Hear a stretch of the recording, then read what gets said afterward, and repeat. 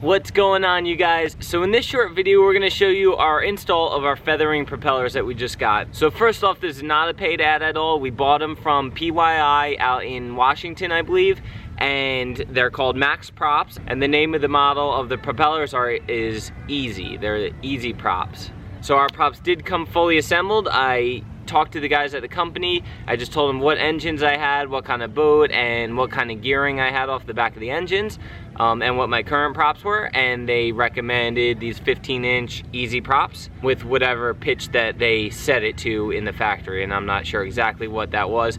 And I can still change it with a few adjustments and changing of some screws or little bolts on the props, but luckily we haven't had to do that. This is not meant to be a how-to video. It's kind of just our experience of installing these propellers, and I did it in the water. It started out relatively clear, and then it got a little murky as the tide changed, but overall it was pretty simple. A few things I would have done differently, but you'll see that in the video. So hope you guys like it. Here we go.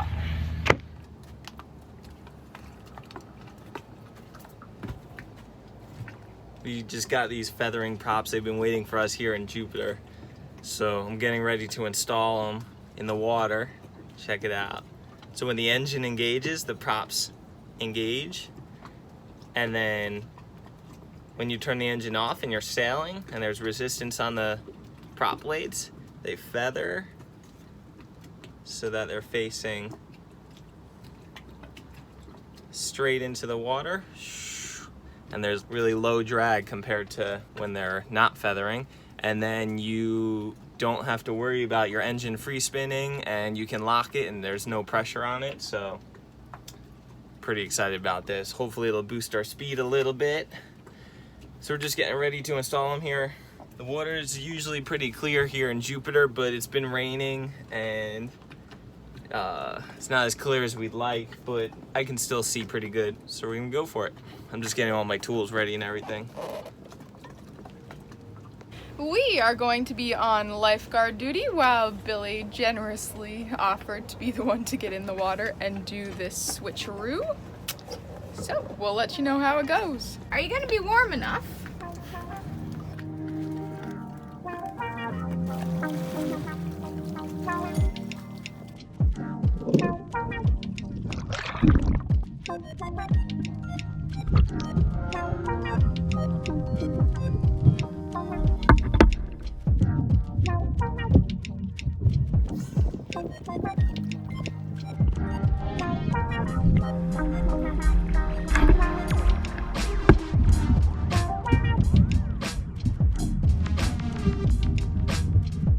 So right now he is attempting to take the original propellers off so he can attach the new feathering propellers.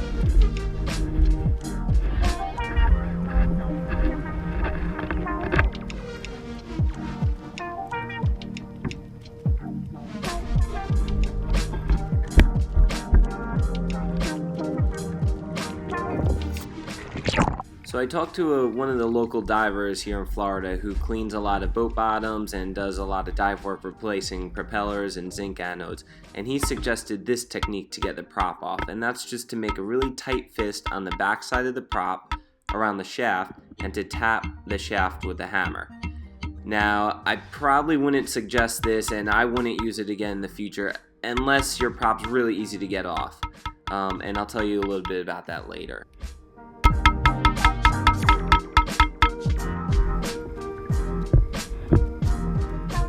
So right here I'm finally sliding the prop off, and I'm just taking care to see if the keyway will come out, and it was a little stuck on this side, so I just make sure it's facing up and it'll stay there while I get the new propeller. So the new Max prop went on pretty smooth, and I just made sure that it went all the way on as far as it was supposed to go and that the keyway didn't snag it and stop it short.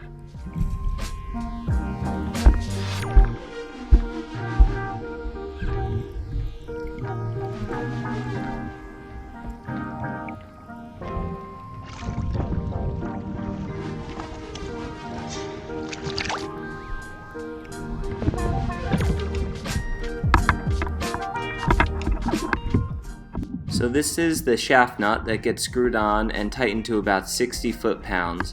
And then the shaft locking bolts go into grooves next to the shaft nut on the outside of it, and they hold that shaft nut in place so that it can't unspin.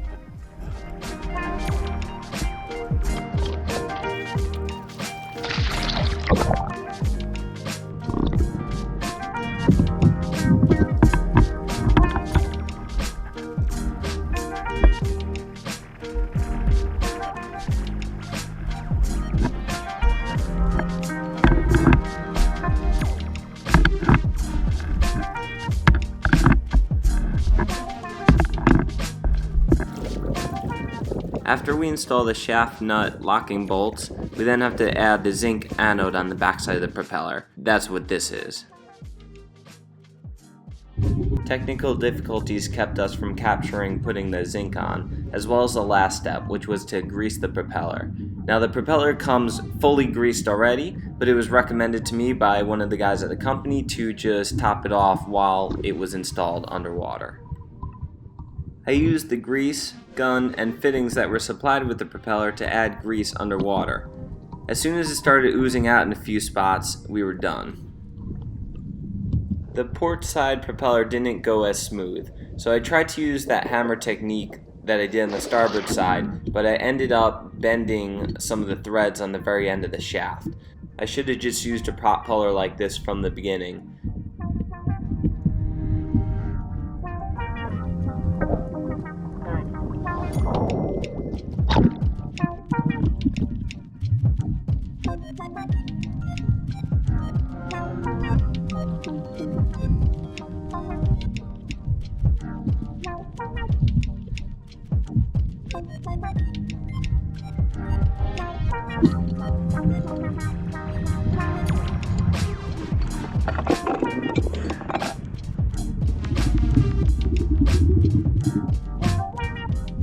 Here I am taking care again not to lose that shaft keyway.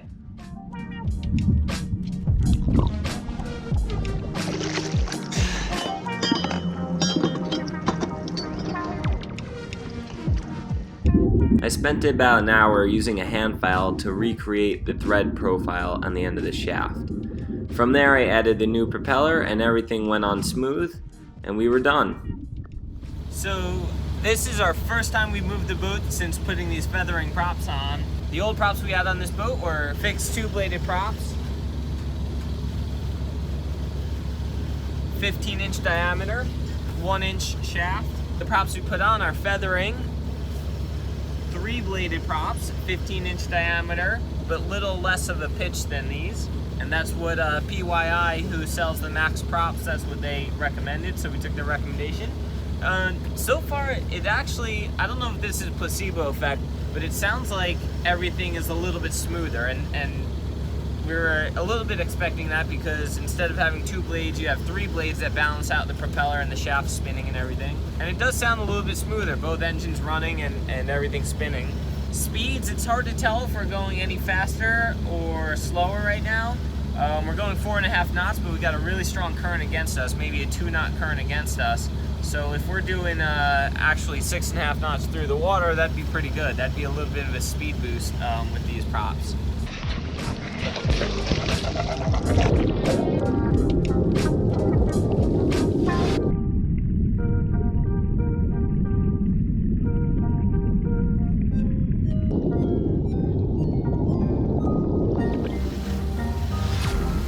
Well, we got a little breeze, so let's try to sail.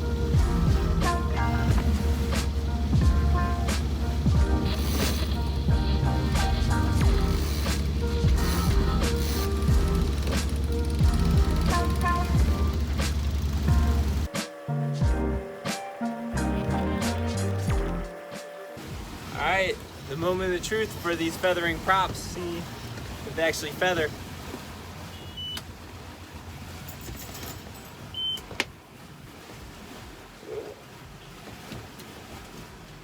Alright, nothing bad happened so far. Let's see if those things are flowing.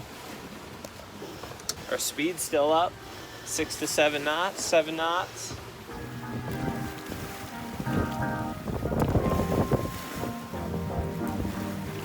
It's hard to see the props from above the surface, but they look like they're in a feathered position. And let's see if we put the engine in neutral. When the engine's in neutral, the shafts are really loose. Like you could spin them with just 2 fingers. And I don't hear any spinning or anything. Oh. Do you hear spinning on your side?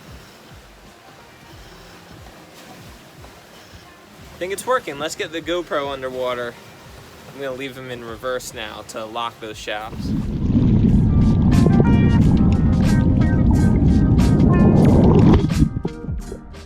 We turn the engine back on, then off, and then lock the shafts in reverse a few times just to test out the feathering props.